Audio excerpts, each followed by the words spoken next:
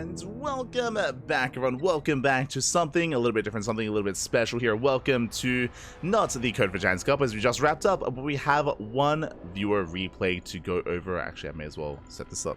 Viewer replay cast. You may as well set this up. But yes, we do have a viewer replay to go over here. It was redeemed earlier in the broadcast. We do have a TvP ready for us here. We have a matchup between Klaire and ByuN. Oh boy, we also got a little bit spoiled as well. In the chat did mention like, oh, what do I do against proxy 2 racks? So I think we know what's gonna happen. Let's jump in. Let's go. Let us go. Spawning in the bottom right hand corner of Golden Aura, we have our pink Protoss player from the chat from the Cranky Ducklings. It is Klaire. From the chat, and spawning in the top left hand corner, we have their opponents. We have the blue Terran player from Shopify Rebellion, the South Korean Terran. It is ByuN.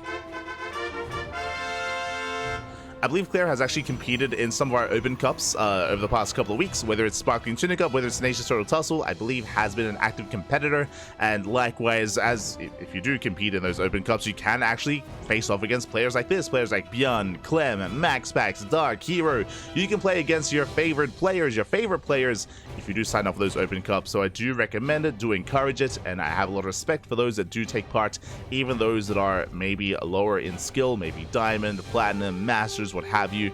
Takes a lot of courage to go up against these big names in those open cups. Here we go. And as we can see, ByuN moves out with the 2x Reaper. There's going to be 2x Reaper here out of ByuN. Oh boy. And we'll see what response we do have for this once we figure out what's going on. For the time being, do see a scout here at the National to make sure that there is no eBay block. Not bad. Make sure that there is no denial of the expand. Behind this, going for a gate into Cybercore. Should be into a probe scout thereafter. If there is no probe scout, I mean, that will be something working against Klaire in the defense, as we'll not realize that a Rax is missing, and we'll not realize that there's potentially a proxy. As the first Rax is done, there's the expand here on the low ground. Reapers, Marines are upon us. I assumed it was just proxy Reaper, but no, it's proxy Marine.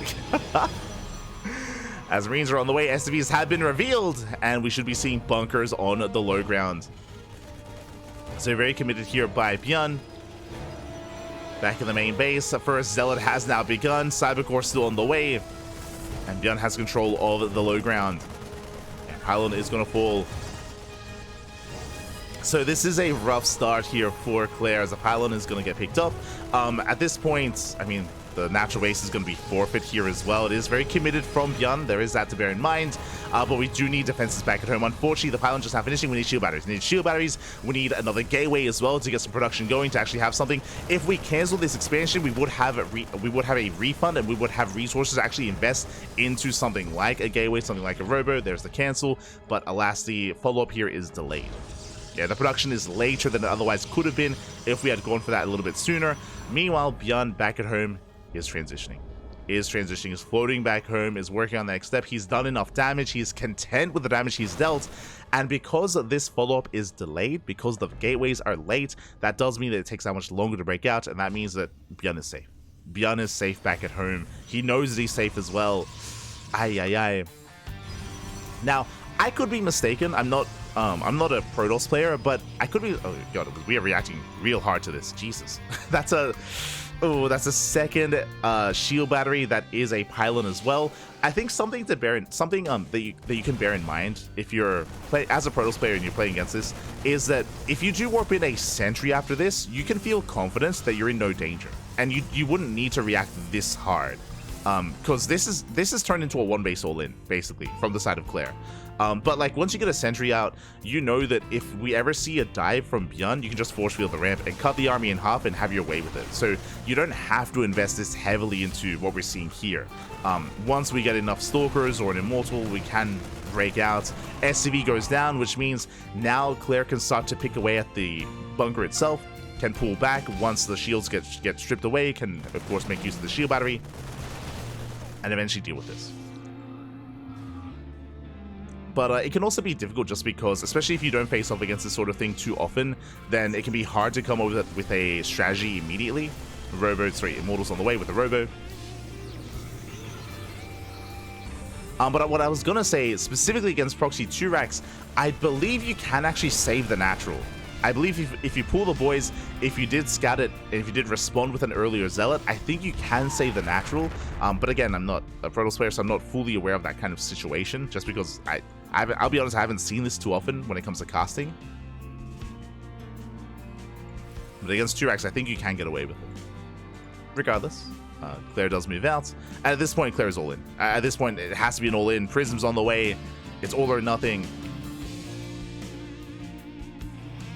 ByuN racing back home. Bunker is almost done.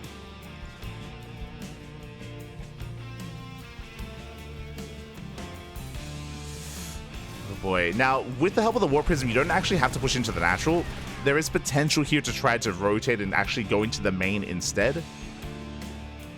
But the longer this goes on, the worse it's going to be here as the Warp Prism has arrived. Back in the main base, you do see ByuN looking quite well set up, has only the one tank here on the natural. Here does head for the main.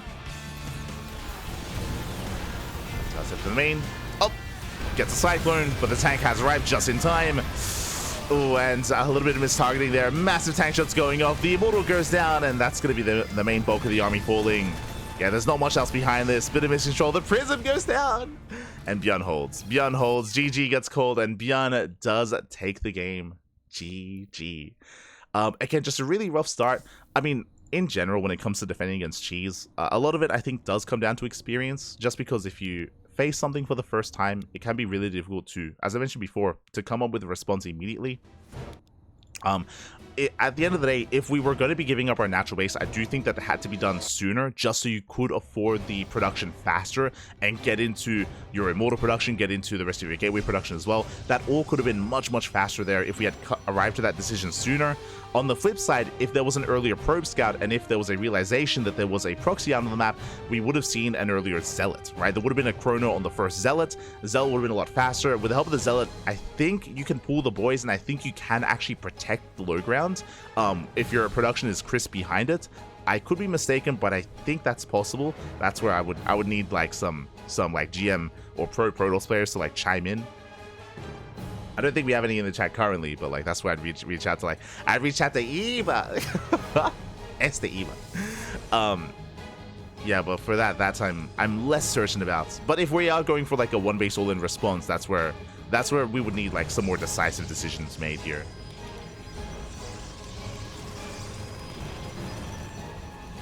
Like, because everything was so late. Referring to like the pylon, the shield battery, the robo, the gateway. Just because the refund from this Nexus would have been necessary for that sort of thing. And eventually it gets there, but it's quite late. That's like the surface level things that I can say, at least, looking at this game. Otherwise, GG. Otherwise, GG. I mentioned before that, again, shout out to Klaire, or shout out to all players that do actually compete in these open cups and compete against these otherwise, I mean, best players in the world, literally. Literally best player one of the best players in the world. Not easy whatsoever, but it can also be a really good way to kind of compare yourself and see what you're lacking in and use that to improve and use that to learn and grow. Especially when it comes to mirror matchups. Like if you end up facing up against someone like Trap or someone like Hero or another top Protoss player like MaxPax, I mean, maybe MaxPax a little bit less so because he's so unique when it comes to his PvP builds. But you can like learn from that, and you can study those replays as well and try to emulate your opponents. There's a lot of value that you can gain there if you are looking to improve at StarCraft and looking to compete in these open tournaments. Definitely. I always remember learning from Cham's replays back in the day. That was like back in 2015, 2016. Getting my hand on Cham's replays, on Miyamaika's replays. Good times.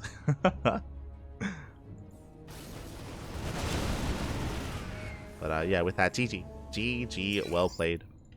Yeah. With that, just the one viewer replay here. I do have a couple more, but I mentioned before that I do feel a little bit uneasy about casting too many viewer replays right now. Just because, you know, I'm waiting for a package, so I kind of want to focus there. But yeah, with that, GG, well played. Shout out to Klaire. Shout out to ByuN, of course, for winning the game. Very hard fought victory there for ByuN. And next time we have a bit of a shorter broadcast, I'll be going over the rest of the viewer replays. I have a replay from Demi, I have a replay from Yaku, and I have a replay from Hyper One as well. So I have 3 more replays to go over eventually. I'll get there. I will get there. They're understanding that it's going to take a little bit longer to get into them.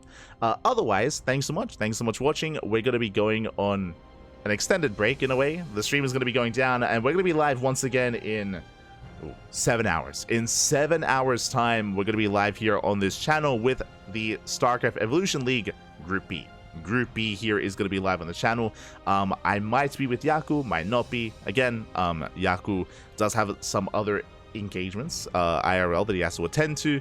If he's free, he'll join me. If not, he'll join me next time. Join me next time. So yeah, it's gonna be a lot of fun. Again, StarCraft Evolution is just a nice break from StarCraft. It's very refreshing as well, so I do recommend tuning in. It's a great time. Check out the VODs on YouTube. The VODs are also already there, as we do stream on both YouTube and Twitch at the same time. Otherwise, see you guys next time. Thank you for watching. See you next time. Hasta luego, papi. Ciao, papi, ciao. Hasta luego.